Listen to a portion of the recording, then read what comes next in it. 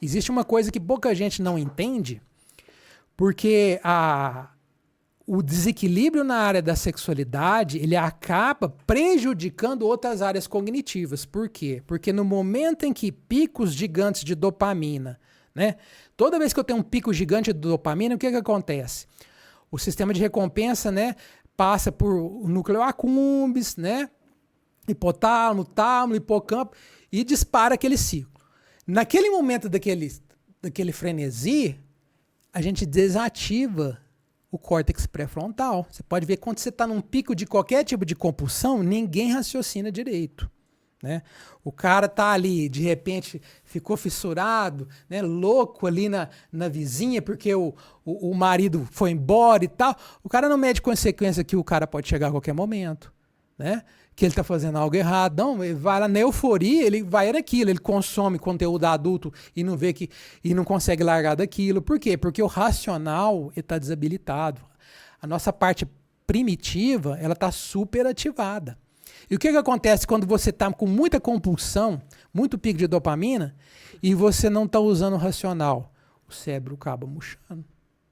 Ele acaba diminuindo a massa, porque todo músculo que não desenvolve, ele acaba atrofiando. Não existe diferença. E aí, a partir daí, começa a predispor a ter um comportamento mais animalesco.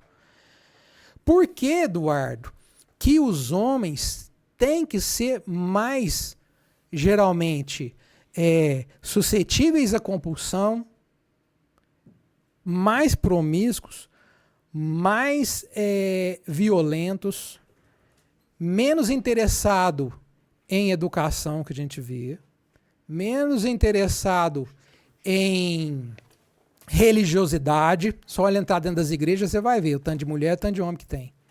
As cadeias estão cheias de homens. As comunidades terapêuticas para tratamento são lotadas de homens.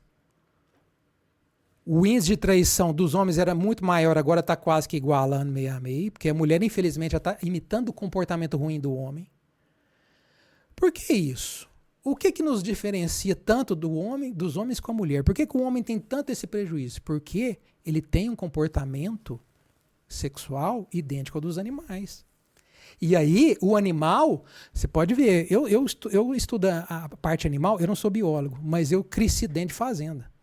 Né? Eu consegui aprender a entender mais o ser humano olhando os animais do que tudo. Lógico que eu tenho uma formação, sou administrador de empresa, eu sou psicoterapeuta, analista junguiano e tudo mais, tem várias formações aí. Mas estudando os animais, eu entendi demais o ser humano. Os animais, antes da estação de acasalamento, eles são tranquilos. Eles, às vezes, se convivem entre si, não tem briga, não tem... Quando está na estação de acasalamento, cara, ele é mais competidor, ele é agressivo, né? Ele é muito mais guloso, porque ele quer, no momento, ter a parte dele, né, ali. Ele não tem empatia com o outro.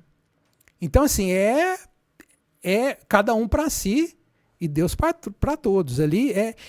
Acaba que os humanos acabam imitando esse comportamento. Só que afeta um pouco mais o homem. Parece que o desperdício seminal, como o homem ele desperdiça, ele chega ao orgasmo sempre e a mulher nem tanto, apenas 30% das mulheres consegue chegar ao orgasmo na relação íntima.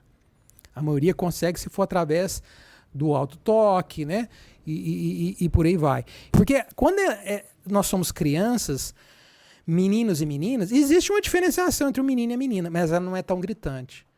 No momento em que chega a adolescência, aí a gente vê como, né? Jung falava isso há 100 anos atrás, um dos pais da psicologia. O vício na masturbação acomete o menino enormemente, muito mais do que a menina. Às vezes a menina faz... Né, esse toque ali, e ela nem compreende muito bem o que ela está fazendo. Ele fala dessa forma.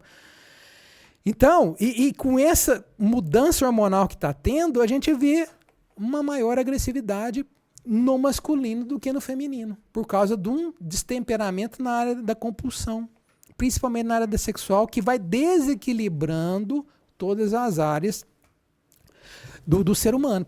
E o homem ele é mais acometido a isso. No momento em que ele aprende a controlar, né, o teu modo de viver, controlando né, o orgasmo, controlando a sua alimentação, controlando seu modo de vida de uma forma, o homem se torna muito mais pacífico, né? Essa questão que a gente vê, muita violência doméstica e tudo mais, muito mais tranquilo. Ele começa a ter uma ligação espiritual muito melhor. Por quê? Que ele se torna o quê? A gente vai se tornando o quê? Mais, numa linguagem religiosa, mais imagem e semelhança de Deus e menos imagem e semelhança da criatura, que é a forma animal. O demônio representado ele é o quê? Não é um ser humano de chifre e rabo, quer dizer, a gente está andando para trás, a gente está num caminho evolutivo. E não num caminho evolutivo que era para...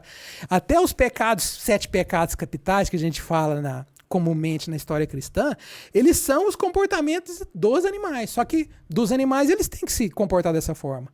Agora, do ser humano, não. Né? Ó, ira, inveja, cobiça, luxúria, avareza, né? E por aí vai.